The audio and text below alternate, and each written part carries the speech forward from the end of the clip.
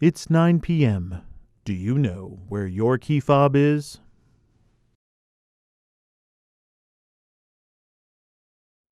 Good evening, I'm Nate Benson, and it looks like I've been renewed for a second episode.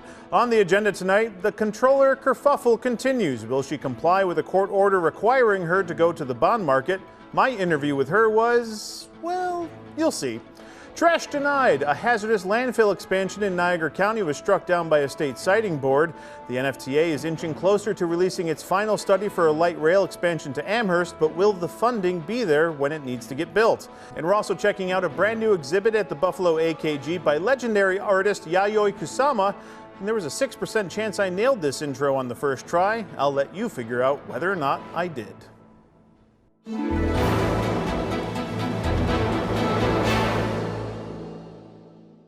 It's been more than a week since a judge ordered City Controller Barbara Miller-Williams to go to the bond market for the $110 million that was passed for a capital budget by the Common Council last December. On Monday, I spoke with the Controller about what she plans to do, and as you'll see, I really didn't get anywhere. On September 24th, Judge Emilio Koliakovo issued a ruling in the lawsuit filed by Acting Mayor Scanlon and Councilmember Nowakowski over the Controller's failure to go to the bond market for $110 million approved in the capital budget. That ruling said the Controller's failure to do so was a, quote, dereliction of her duty, and the court is mandating that she go to the bond market. After that ruling, the Controller put out a statement saying she was reviewing her options. But several days later, we wanted to hear from her and learn what her next steps will be. Would she go to the bond market or appeal the decision? She called me Monday afternoon. First, your reaction to the judge's ruling regarding the bond issue. I'm sure that you received the same information that was sent out last week to all media. Nothing has changed since the information that was shared with you at that time up until this moment. So I would ask that you be patient to continue to allow myself and my legal advisors to continue to do our research and our due diligence. I understand you're still reviewing everything. Are you considering appealing the decision? We have not made any decisions yet. We're still reviewing everything. Regarding the ruling by Judge Koliakovo saying the Controller failed in her duties, I asked, do you have a response to that? Yes. On advice of my counsel, I'm limited to answering your questions because of the ongoing litigation. And as I just previously shared with you, as soon as I have further information to present, we will gladly do that. And we will make sure that you receive the information.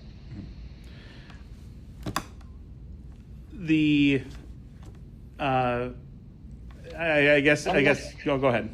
I'm not sure where you're going with this, but I feel pretty comfortable that I'm articulating to you that I don't have any comments at this time. We're still in the review process. I mean, I'm willing to give you as much time as possible, but I don't know if I'm going to be able to give you anything other than what I've shared with you thus far. That's fine. So you're still reviewing everything, and you're weighing all your options. Is that a fair assessment? That is a fair assessment. And no other reaction to the ruling itself at this time? No, sir. Okay. I appreciate the time, Controller. So we'll make sure that you receive any information as it becomes available. All right, we will look out for that. All right, bye-bye. Bye-bye. Thank you. Well, that was brief. Now, the Controller does have 30 days from when the ruling was issued to file an appeal, but as you saw, no word if she will plan to do that. In trash news, a state board is denying the permit application for a hazardous waste landfill expansion in Niagara County. Earlier this week, I spoke to a lawmaker and the attorney for the county who fought these plans for 20 years. Well, I got hired in 2004 by Niagara County to stop this. It was a long fight for Gary Abraham. I imagine a little bit of relief that, for now at least it seems, the fight might be over. Yes, and personally, this is the door opening to my retirement. So I'm doubly happy. Happy for my client, happy for myself. In 2003, CWM announced it wanted to double the size of its hazardous waste landfill along Balmer Road in the town of Porter. If that location sounds familiar, it's kitty corner from the Niagara Falls storage site I've talked about so much in the past, and it sits on the former Lake Ontario Ordnance Works site from World War II. And as Gary said, that's when he was hired. Why didn't Niagara County and the municipalities you represent, why didn't they want this expansion? Well, there's a concentration of hazardous waste facilities in the county, and this particular facility was discharging bioaccumulative chemicals of concern like PCBs and mercury into the Niagara River. The Niagara River is subject to a zero discharge rule for those kinds of chemicals for new facilities. Thus, a lengthy legal battle began. We held them off until about 2014 when we filed petitions to raise issues within the proceeding, and we've gone through several hours, over 50 hours of hearings, evidentiary hearings with experts. By 2013, CWM Chemical Services, which is a division of Waste Management, submitted a permit application for a new 43-acre hazardous waste landfill, one that would have a 29-year lifespan before it was capped and would house more than 6 million tons of waste. Their existing hazardous waste landfill was finished and capped in 2015, so this would have been something new altogether. But on Monday, the New York State Department of Environmental Conservation Hazardous Waste Facility Siting Board denied the permit application. And I think we persuaded the siting board that the municipality's opposition outweighs the state's interest in this facility. The siting board specifically cited in their decision that, quote, there is no current or near-term need for increased capacity for hazardous waste management. Additionally, the proposed landfill does not conform to the siting criteria established for such facility. And CWM Chemical Services failed to demonstrate by a preponderance of evidence that the proposed siting of the landfill is otherwise necessary or in the public interest, and denied the permit. We're done. We don't want it. We don't need it. We've been doing fine since the landfill has been capped over 10 years ago at CWM. Niagara County legislator Irene Myers has been one of the leading voices in government against the planned expansion. I'm so glad that the decision has been rendered. We will not be accepting any more hazardous waste. It can go elsewhere. There is much capacity around the whole United States that can accept hazardous waste. In fact, there's enough capacity until 2049, so there's no need to create another landfill here. Legislator Myers calls the ruling a victory for future generations of Niagara County residents. If that permit would have been passed, it would have been over 6 million tons of toxic waste coming here over the next 3 decades. That's 30 years. So, we would be just passing it along to our children and our grandchildren, and that's not fair and it's not right. Environmental advocates at Buffalo Niagara Waterkeeper also called the decision a victory for the future of the region's waterways. Western New York has been the dumping ground for much of the state and much of the nation for generations. It doesn't have to always be that way just because that's how it used to be. We are here to support the siting board's decision that we have a cleaner, greener future ahead of us, and we are grateful for this decision. It really goes to show you how collective community voices that are persistent over decades really can rise to the occasion and have common sense in making decisions that affect our community for generations to come. Next on the agenda, I chat with the NFTA about their billion-dollar light rail expansion, and I promise it will be the most thrilling story about public comments you'll see all night. But first, a look at the weekend weather.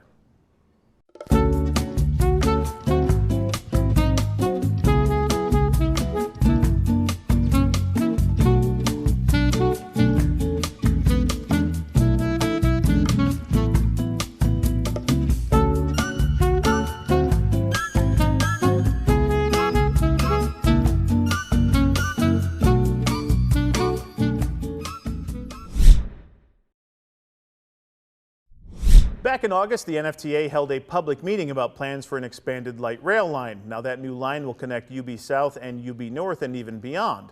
Since then, the NFTA has collected additional comments by email for the $2 billion project. Tonight, the NFTA says these comments show overwhelming support for the project. 2 on your side's Nate Benson is digging deeper for us tonight.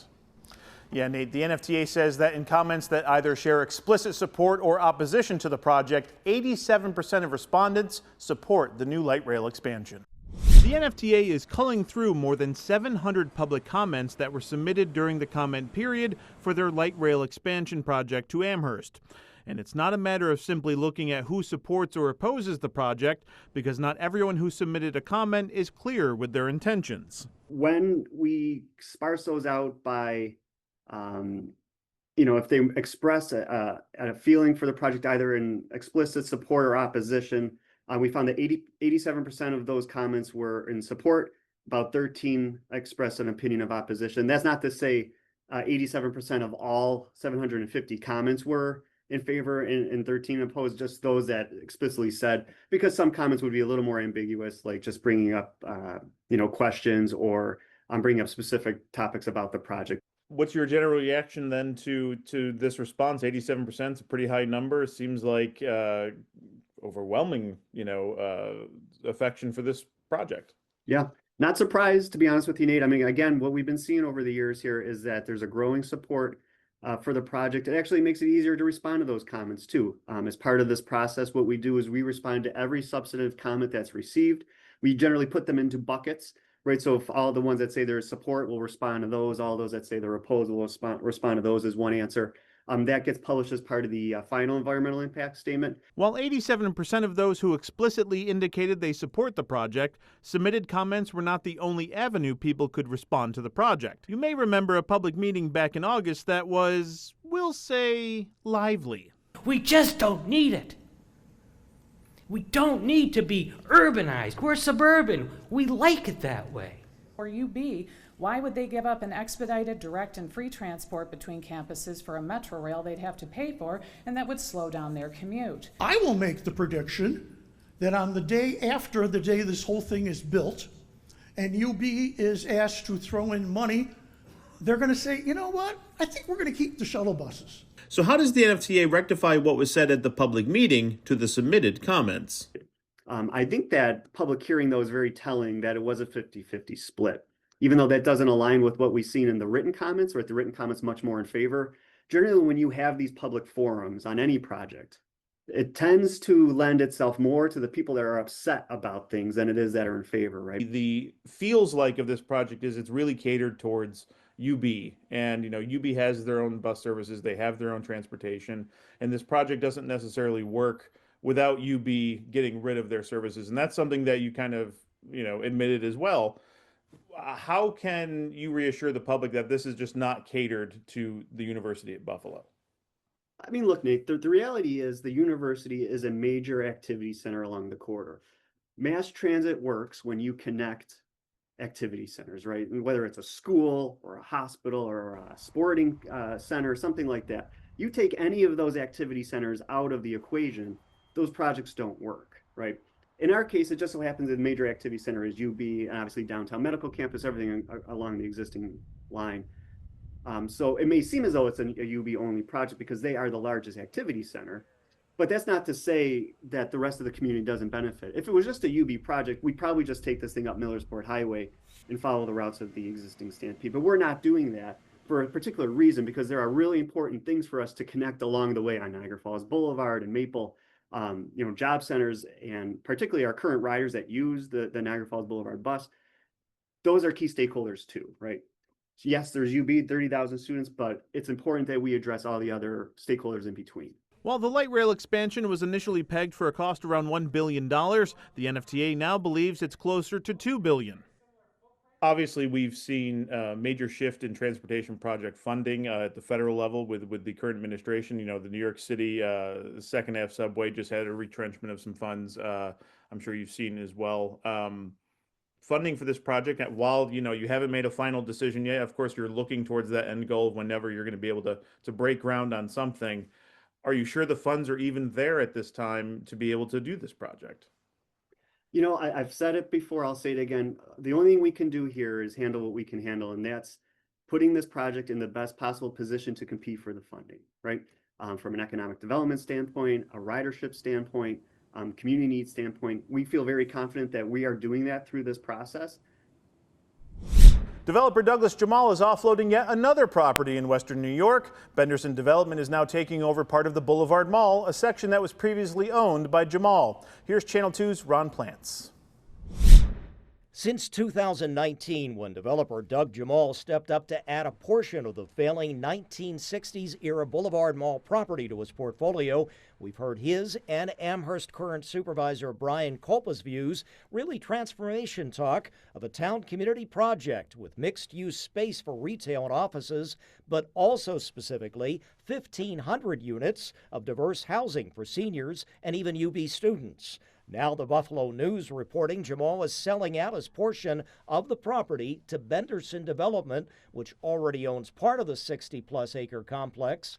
A Benderson executive did confirm the deal, but says they are not yet ready to share their vision for the Boulevard site and will do so at the appropriate time. But the huge Florida-based firm with over 1,000 properties across the country does not specifically list any residential development except for a mention of some eventual housing in Sarasota, Florida. So for the two Amherst Town supervisor candidates, what are their thoughts going forward for the Boulevard site, both welcoming Benderson's involvement?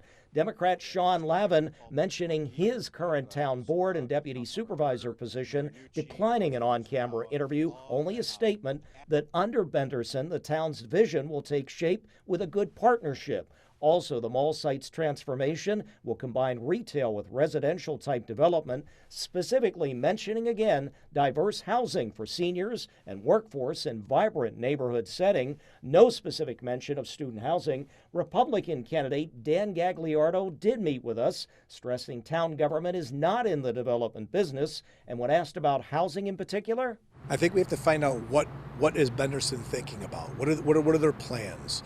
I think that the housing component was this big grandiose plan. Now, we could see what's happened in the past. Big grandiose plans in this town don't normally work.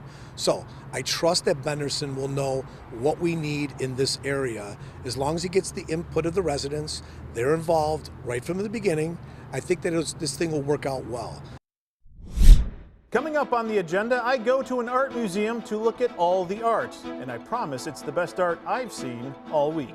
Stick around and I'll show you.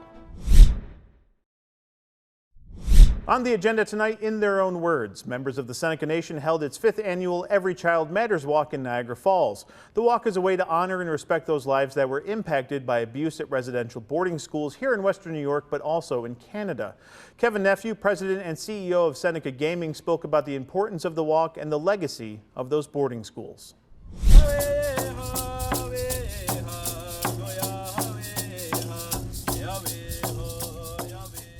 What we're doing here is it's a point of remembrance. It's called Every Child Matters.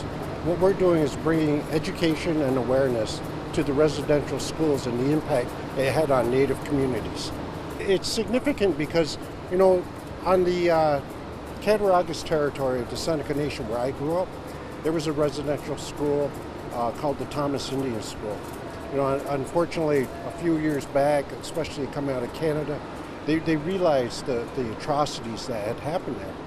And as they did, and they realized that there was even the loss of life from some of the students that were there, you know, the opportunity of Every Child Matters is to really get out there and bring an awareness to those, the horrific acts that occurred, and to ensure that not only do we get aware, but we're educated and we make sure that it never happens again as we go forward with any society or any culture. So this is the 5th year we've done a Every Child Matters walk, that we actually go from our Seneca Niagara Casino down to the Niagara Falls. We have social dancers where we really see it as a time to remember, but also raise awareness and also really band together to make sure that we're aware of the message and to ensure that we all work together to make a better world as we go forward. I know the governor came to the Seneca Nation and provided that apology. But sometimes when we see apologies, we need more than just apologies. We need to come up with actions and a plan to to rectify as we go forward into the future.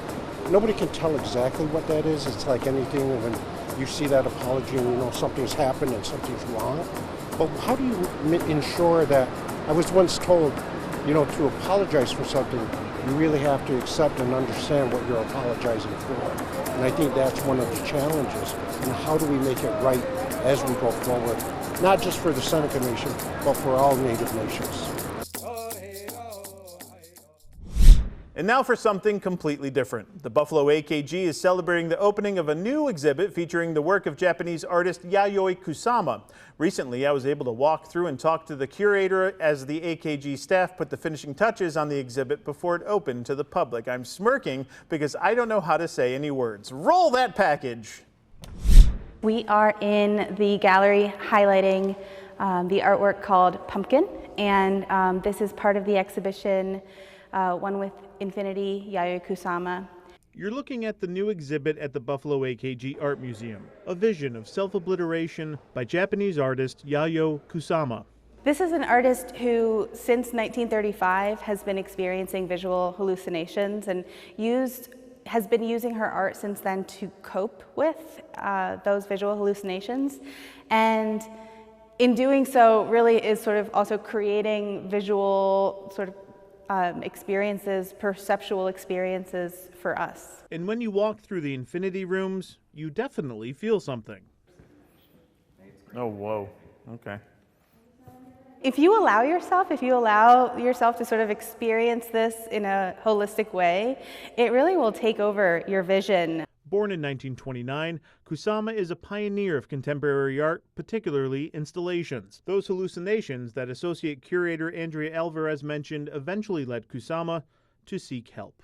So she self-admitted to a psychiatric facility in 1977, and there she, receives the care that she needs, while also having space to make the work that she produces, that she's been producing for decades.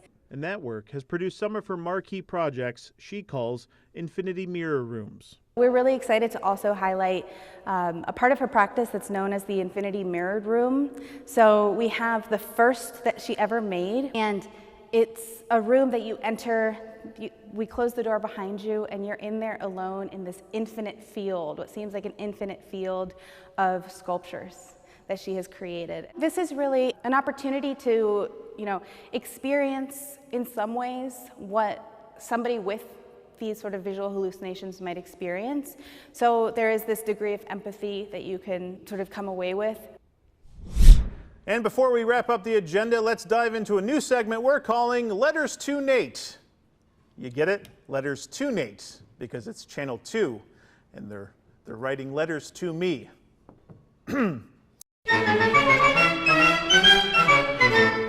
Our first letter tonight comes from the Home Office in Tyson's Corners. Dear Nate, please complete your overdue email phishing training. Sincerely, Corporate. Okay, I think there was a mix-up in the inbox or something. Let's go to the next letter from Jenny from Kenmore. Wants to know, Dear Nate, please pick up milk on your way home. Love, your wife. All right, I think we're missing the point of these emails, people. Let's try again next week, shall we? Send your emails to nathan.benson@wgrz.com or hit me up on Instagram, at Nate Benson Reports. I should probably spell that out in the prompter next week, at Nate Benson Reports. Next week on the agenda, we begin our series with candidates for Buffalo mayor, starting with Senator Sean Ryan, where I ask him the toughest question I could think of. I've always said politics is pro wrestling, so what's the most devastating pro wrestling finishing move, and what's that say about your political wrestling persona? For the next few weeks, we will sit down with each candidate for Buffalo mayor in extended long-form interviews about policy and their vision for the city of Buffalo. We start next week with Senator Sean Ryan. Then on October 17th, we'll chat with Republican candidate James Gardner. And on October 24th, we sit down with independent candidate Michael Gaynor. So we've been renewed at least for 3 more weeks. I've got that going for me. Thanks again for watching. I'm Nate Benson. We'll see you at the next one.